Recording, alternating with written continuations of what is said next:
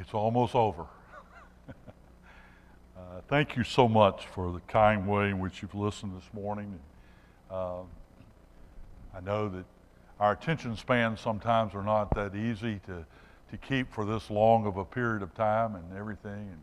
Uh, but I just really appreciate all of you and coming again out into this kind of a messy day, but you've chose to spend your Saturday here, and I hope that it's been a blessing to you.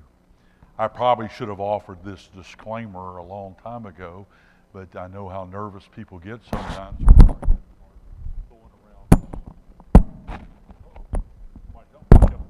Kept the mic on, right? All right. If you get the tape and there's some noise in it, that's what it was. I know we get nervous when preachers throw around disclaimers, but I'm not a counselor. I've never written a book on anything.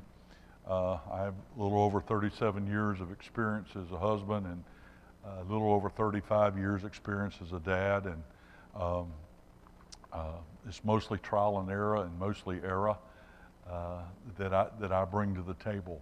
But I know that a lot of you are a lot wiser than I will ever be, and have forgotten more about being a good husband and a good dad than I will ever know. But I appreciate you today, and I appreciate you having me come and be a part of this. I was trying to explain to my wife what I was going to be doing, and we just had a ladies' day at Spanish Fort a couple of weeks back and everything. And I said, honey, it's just like what y'all had. Y'all had a ladies' day. It's a men's day, no women allowed.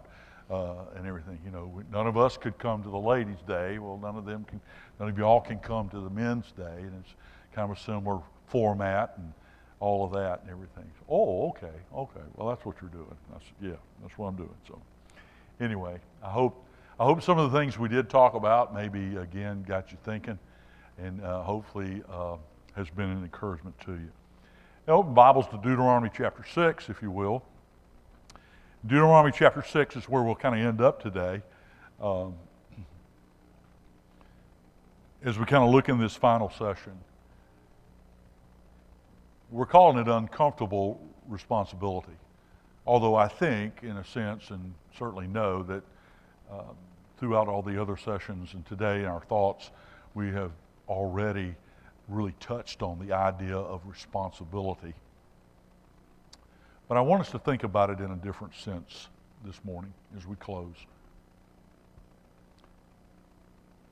You're no longer here.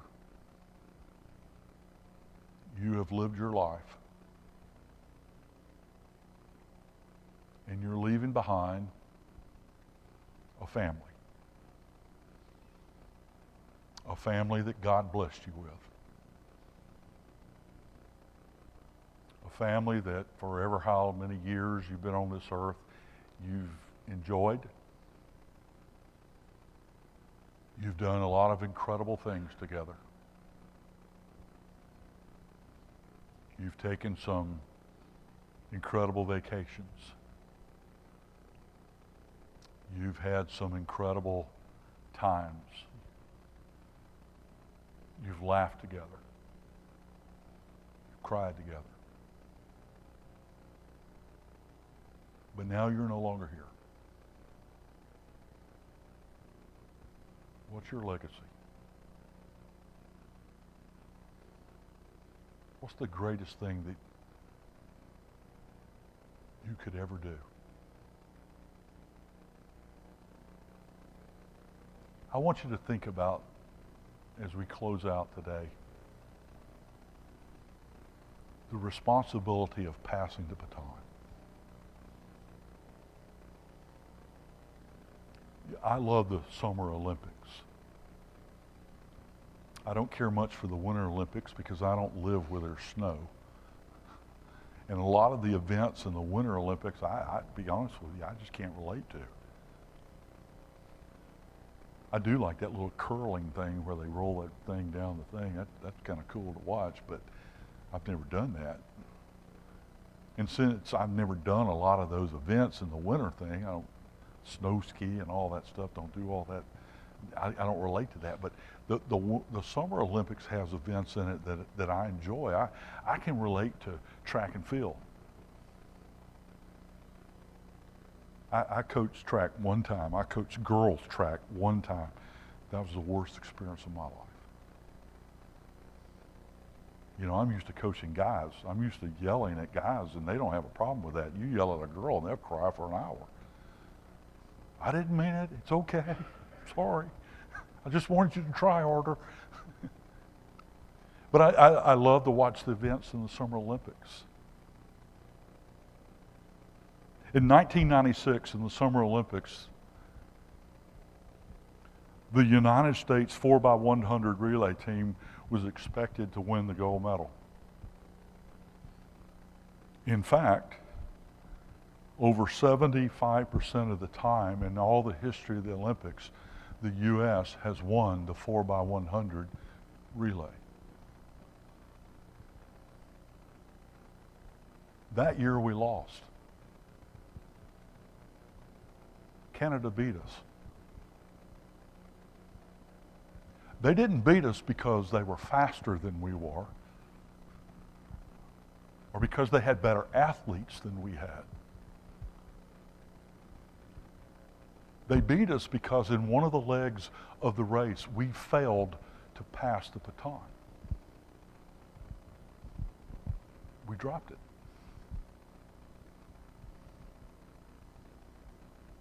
And so as men today, we need to think about that in the sense that one day we've got to pass the baton. And will we do that well? Or will we drop it?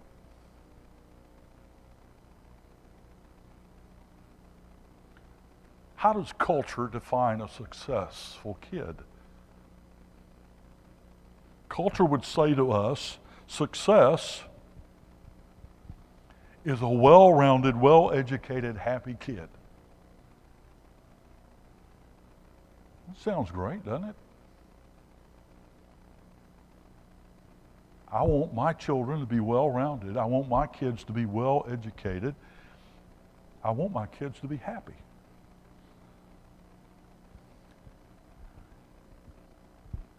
But I have to ask myself,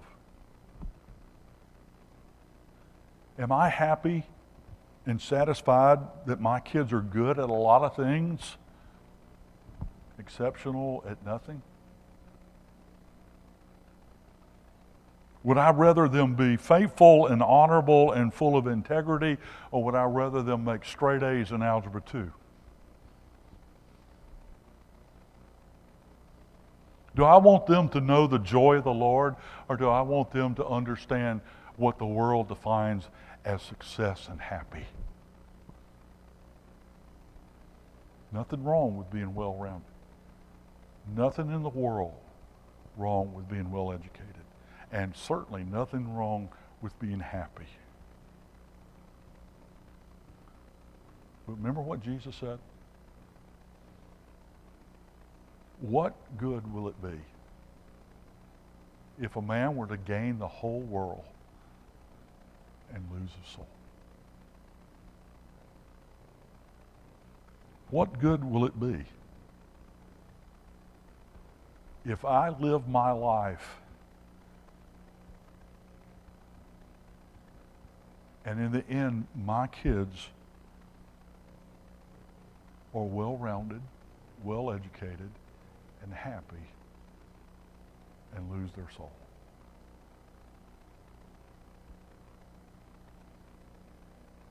The most important thing I can do is this: pass the spiritual baton to the next generation. I can leave them a lot of things. I can leave them a lot of money, and I'm sure they'd appreciate that. I won't, but I could. I could pass on to them a very successful business that's been in a generation and generation and generation of our family. I can make sure that they got every new toy there is out there. And I'm sure they'd be happy. What's the most important thing I can do? Because at the end of the day, when it's all said and done, it's not going to matter how many touchdowns little Johnny scored, how many recitals that little Susie played in, how many honor rolls they were on in this life. What's going to matter is what was their relationship with Jesus Christ. That's my real responsibility at the end of the day. That's what I'm working for. To pass the baton. And here's why that's a big deal, because there are too many that are dropping it. Even in the body of Christ. That aren't taking serious their responsibility. Psalm 71:18 says, even when I am old and gray, do not forsake me, my God, till I declare your power to the next generation, your mighty acts to all who are to come. David said, Lord, let me live long enough that I can declare to the next generation your power, your greatness, your goodness, your glory, and your splendor. God, give me a shot. That's all I want. I just want a chance. I just want a chance to make a difference in the lives of the people that I love. The ones I live with. The ones I spend time with.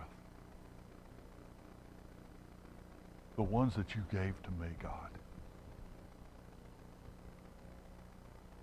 Just give me a shot. Because what we're really called to do is this: to unleash Christ-centered, biblically anchored world changers into the world today. Lives that are centered upon Jesus Christ. Lives that have been anchored in the foundation of what God has to say in His Word. Lives that can change and turn the world upside down. I mentioned earlier, we're living in a difficult world right now, but it's a world that can be changed if it has a chance to hear about Jesus. And we need to be challenging people to do that. I know what you're thinking right now. You're thinking, how in the world can I pay all the bills? I mean, my biggest concern right now is trying to get everybody to everybody's practice and somehow get them all fed at McDonald's. And you're wanting me to unleash on the world a Christ-centered, biblically anchored world changer? It is a huge and challenging responsibility. But remember, in Deuteronomy, Moses is telling the people, here's some things I want you to remember when you go in that land. In chapter 6, verse 4, he says, Hear, O Israel, the Lord our God, the Lord is one. Love the Lord your God with all your heart, and with all your soul, and with all your strength. And the commandments that I give you today are to be on your heart. Impress them on your children. Talk about them when you sit at home and when you walk along the road and when you lie down and when you get up. And tie them as a symbol on their hands and bind them on your foreheads and write them on the door frames of your houses and on your gates. How do we do this? How do we pass the baton in a way that we can create those world changers? Well, one thing, and this is comforting, I guess, is we can't do it by ourselves. We have to enlist help. Now, I know I said a while ago that nobody can take your place and nobody can, but our call is not to do it alone. Moses says, "Hear, O Israel." He called out to the whole nation, the whole tribe, the whole clan. It may be our calling, but we need supporting voices. And we need to know where to find those. Solomon said in Proverbs, "A young man void of understanding." You see, there's a void in that child's mind, and it will be filled. It can be filled with the ideas of a humanistic society that says, make your own rules, do your own thing, be your own boss, be your own God. Or it can be filled with the words of the one who said, "I'm the way, the truth, and the life, and no one comes to the Father by me." But it will be filled. And we need help filling it. And that may be the youth minister, it may be the Bible teacher, it may be the coach, it may be the older mentor, it may be whoever. And by the way, quick time out, we're not just passing the baton in relationship to just our kids or those that will follow us. We're helping everybody in here pass the baton and pass their baton. Because anything that I could possibly do to help you pass your baton and do it well, I need to be doing that. And you need to be helping me. And together, we can pass it on to Christ-centered, biblically anchored world changers. When I used to coach, every year at the last home game, we had a very special time for our team. Before we would go out and play the game, we would all get together and we would all come together, and our seniors were given an opportunity to talk about what it meant to them to get to be a part of the team, what it meant to them to get to play at Mobile Christian. And some of them had played for 4 years. They'd been there all 4 years. And these were very emotional moments. This was a time that it was just us. It was just the team. We didn't have no cheerleaders. We didn't have no parents. We didn't have anybody. It was just us in there. And these kids were just opening up their heart as to what it meant to them to get to be a part of all of this. And sometimes it was, like I said, it was very emotional. And then we got to go out and play a game after all of this. I'll never forget being in there, and there's this young man, and he's just pouring his heart out. And he looked over at me and he said, "Coach, I want to thank you because you were like a father to me. In fact, Coach, you were more of a father to me than my real father."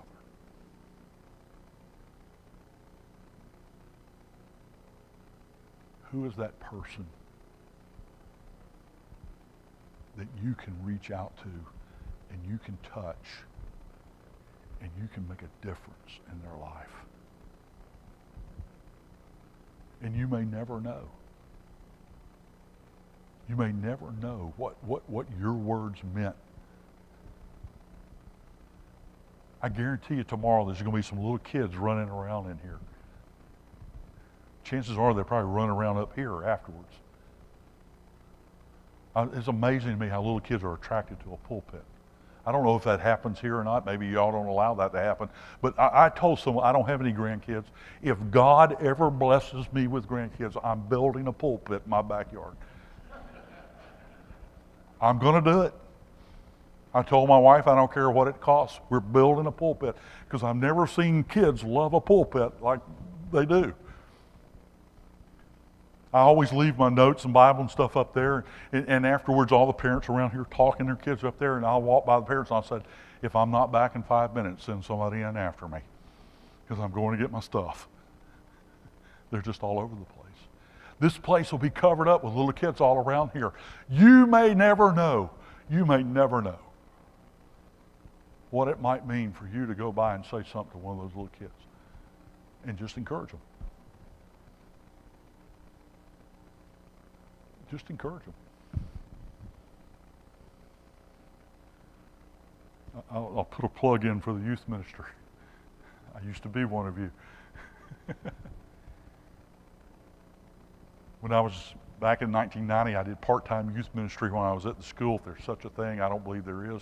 But I was doing part-time youth ministry over at the Central Church in Saraland. That's the church where Brother V.P. Black, you probably heard that name, he was there. Brother Billy Lambert was there, and I was the youth minister. And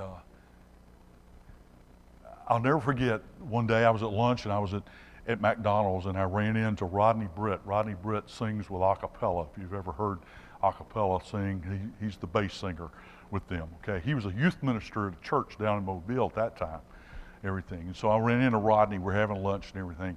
And Rodney made this statement to me that really helped me more than anything ever helped me in youth ministry. He said, we are in an intangible business.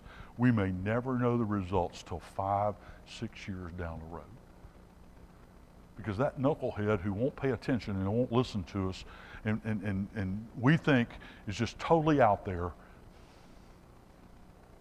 that seed will take root, and somewhere down the road it'll kick in. So don't beat yourself up too bad right now when you think I'm not getting through, nothing's happening here or whatever. Same thing is true. You may offer encouragement, you may help somebody else's kid, you may help your own kid, and you may think they're not listening, they're not paying any attention, and somewhere down the road it'll kick in. You've passed the baton. And you've done it well. We need to elevate the expectations. Love the Lord your God with all your heart, with all your soul, and all your strength.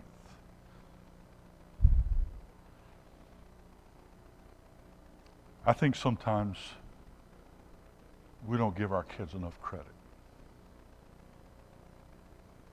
We talk about that they're the church of tomorrow. Where's that in the Bible? It ain't in there. They can do powerful things for God today. Things that I could never do. I tell our kids all the time at church, you can have an influence for Christ in your world that I'll never get in. You can love the Lord God with all your heart at 14. You can lead a friend to Christ at 16. We've got to raise the expectation. Josiah was a boy king at age 8. Samuel was prepared in his boyhood to serve Jesus, was 12 years old when he marveled the teachers in the temple. Merchant once tipped his hat to a little boy, and someone said, why'd you do that? He said, I respect the potential in the boy. You want to pass the baton. Don't wait too long to respect the potential in that little boy and that little girl. They represent a spiritual powerhouse of influence and energy. And part of passing the baton is recognizing that before it's too late, before it gets away. Instead of just telling them you can't do this and you can't do that, we need to tell them that they can love the Lord God with all of their heart and all of their soul and all of their mind. Show them the friend they need in Jesus Christ. Show them the friend that you have found in Jesus Christ. It's time to tell them that they are a chosen generation, intended to do great things for God. We need to enlist other voices. We need to elevate the expectations. And we've already touched on this one, but we need to emulate the message. We've got to keep it real. Verse 7 and 9 says, impress upon your children, talk about them when you sit down at home and when you walk along the road and when you lie down and when you get up, and tie them to as a symbol on your hand and bind them on the foreheads and write on the door frames of your houses and on your gates. You need to teach them that life is about choices and help them to find the right choice.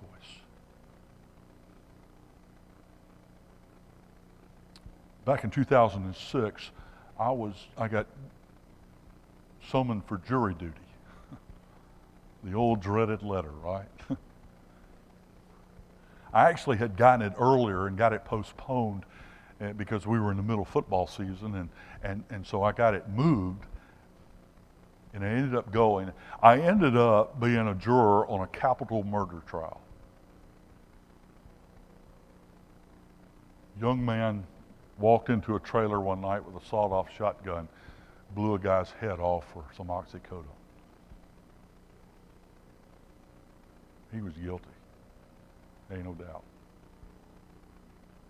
They showed us the pictures, gave us the details.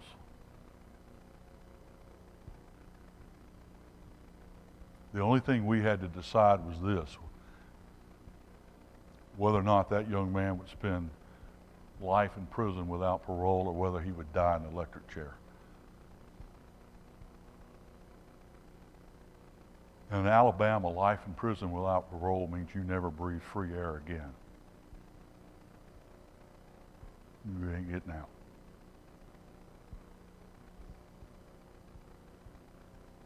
And I'll never forget the closing arguments of the prosecuting attorney. She looked at all of us and she said, life is about choices.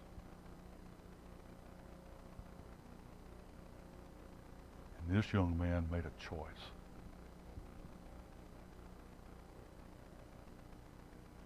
It impressed me so much that my kids today will tell you, I know, Dad, life's about choices. Because I just started hammering them with that. By the way, I'll go ahead and tell you, we gave him life without parole. I usually tell that story and I don't finish it, and people will come running up. What did y'all do? What did y'all do? Because we gave him death. Pretty much.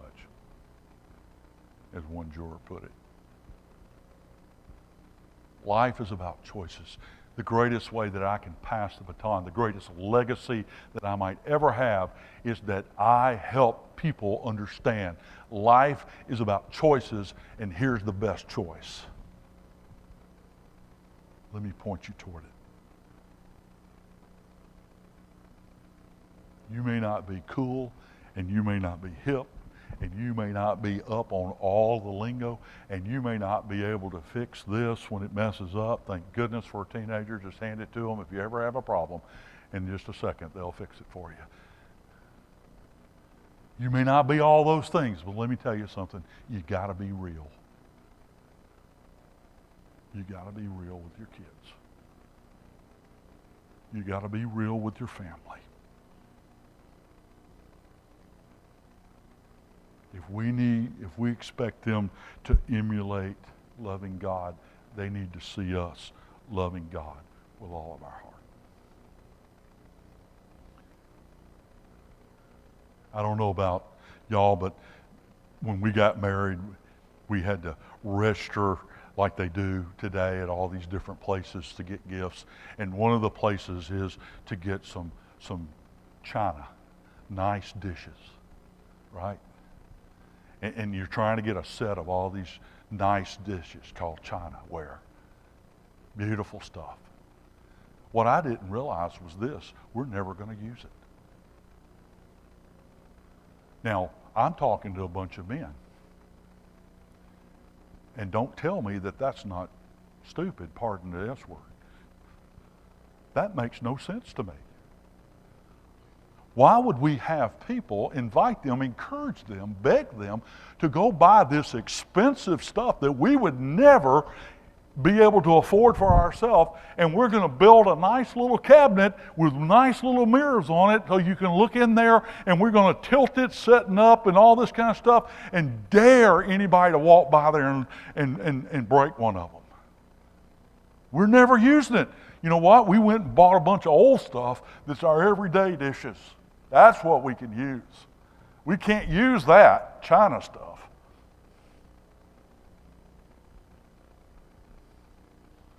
You know what? Some of us have China-ware faith. It's real nice. It looks real good.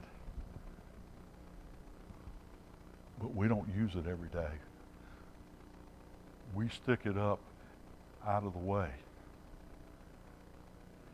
And what we use every day is the everyday faith. And if we're going to pass the baton, we got to get out the good stuff all the time. And let those that are watching us see that.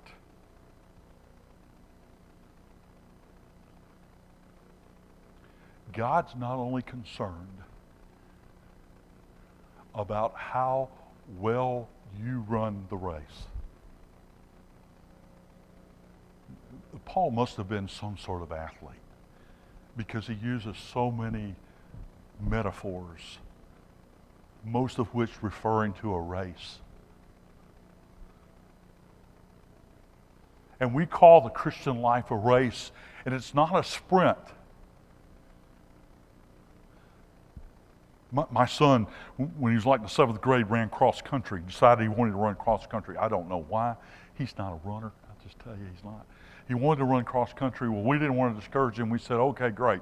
So one Saturday morning, we get up about 6:30 or so, and we go over to the park because he's going to run this cross country race, okay? Now, cross country is long distance, okay? It's not like that 4x100 sprint. It's long distance. So we show up early on Saturday morning, and I'm pumped up. I mean, I'm going to, I wanted to make posters and stuff. I mean, let's go, Eric, you can do this, and all this kind of stuff. They started the race, and our son took off, I mean, like a banshee. Woo! He's out in front, and he's gone. I'm like, we'll smoke them today. I'm thinking the old coaching me's coming out. I'm like, we got this one, no problem. So they run off and go into the woods somewhere.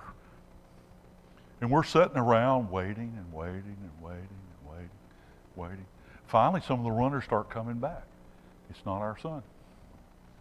We're waiting, we're waiting, we're waiting, we're waiting. Our son ain't showing back up. I'm getting concerned. I'm like, what's going on here? Somebody cheated. They tripped him. I mean, he was out in front. When he left here, he was winning this thing. What's going on here? Or whatever. Finally, after the award ceremony and everybody was leaving, here comes our son chugging out the woods. It's a marathon. It's not a sprint. The Christian race is not a sprint. We act like that sometimes. It's a marathon. 26 point something miles. It's a race that we're in.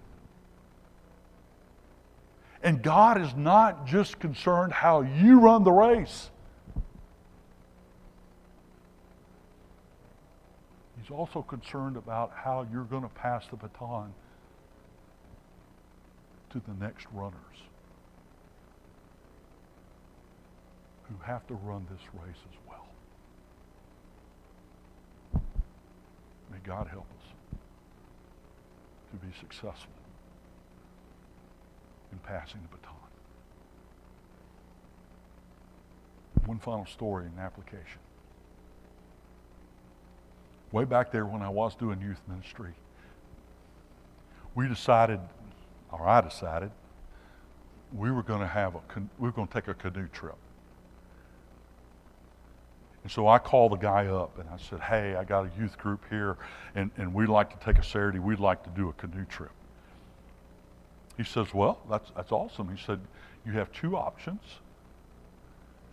He said, there's a 6-mile trip that takes about a half a day. You can take your time, you can really enjoy it and all that and have a good time and everything. And like I said, it'll take you about half the day to do it. There's a 15-mile trip. It's like an all-day adventure. Everything. No offense to youth ministers, but not being real smart, I said, give us the 15-miler. We want to get the full experience of this. I want my kids to remember the day that they went on a canoe trip with me. We're going to bond and everything. It's on the Escataba, Kyle, over there right by Gulf Coast Bible Camp. This is it's the state line between Alabama and Mississippi. And this thing it's called the Escataba River, but it's not a huge river. And it twists like a snake, just like a snake. And on every twist is a sandbar, every one of them. And usually a little bit of sand or whatever, and you can stop and get out and have a picnic or play around there or keep going and keep going. So we all get there and we stop and there's a school bus. And the guy says, all right, everybody load up. So we get in the school bus and he drives us back in the middle of absolute nowhere, Mississippi on a dirt road. And we come to an opening and there's the river and there's our canoes. And he said, hop in, pointed us in the direction to go. And he said, now I just want to let you know something. At 5 o'clock, the bus will be back down there to pick you up. And if you're not there at 5 o'clock, the bus will leave you. Okay? So I'm thinking, no problem. We get the kids all loaded up in their canoes and they take off down the river. And I'm in the very back. And there was a guy in our church that for some reason, he was a glutton for punishment too. He liked going on canoe trips. And he had a strong back. And so I put him in my canoe. And I put him up front. And I let him paddle. And when he looked back, I was paddling too. But when he wasn't looking, I was, brother, you're doing good. Keep it up. And I'm bringing up the rear, right? I'm back there going, And I'll never forget, how many regrets that I didn't take that 6-mile trip. It is hot, the sun is shining, there's not a bit of shade, and and every turn we go around, I'm praying for a yellow school bus. I'm like, God, just give us a yellow school bus. And the day is getting later and later and later and later. And 5 o'clock's getting closer and closer. And the memory in my mind that man's saying, that bus won't be there if you're not there. And I'll never forget, I'm just exhausted. I'm thinking, deliverance. I mean, all kind of stuff's going through my mind. I'm thinking I'm never going to see my parents again, and I didn't really tell them goodbye. I'll never see children. I didn't have any at that time. I'm like, I probably won't have any kids or nothing else. I mean, all kind of thoughts are going through my mind as he's paddling us down the river. And I'll never forget, this canoe came along beside of us and passed us. And I'll never forget this. They said, you better hurry up. You're going to miss the bus. Now, men, I got to tell you something. At that moment in my life, the last thing I needed was someone to come along and tell me to hurry up. What I really needed was someone to come along and say, you can do this. Keep paddling. You can do this. You can get to the finish line. You can make it back to the bus. The last thing that you needed this weekend was for me to come up here and to tell you, Hurry up. What you needed me to do was come along, and I hope I've done it, and tell you, you can do this. You can do this. We can be the men that God called us to be. You can be that father. You can be that husband. You can be that spiritual leader. You can do this. Because we have to do this. There's another generation of runners depending on us. And with the help of God, we can be the men that God called us to be. Thank you again for having me. And I pray that God will bless you in all that you do.